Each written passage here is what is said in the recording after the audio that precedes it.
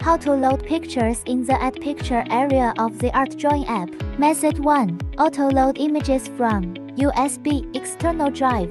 Precautions. When no thumb drive is inserted, no pictures are displayed in the Add Picture area in the Art Drawing app.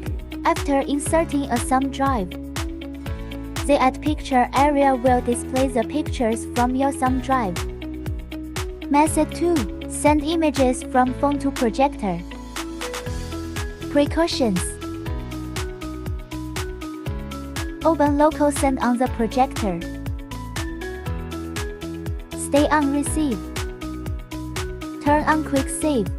Pay attention to this name, it is required when sending pictures. Open Local Send on your image transmission device.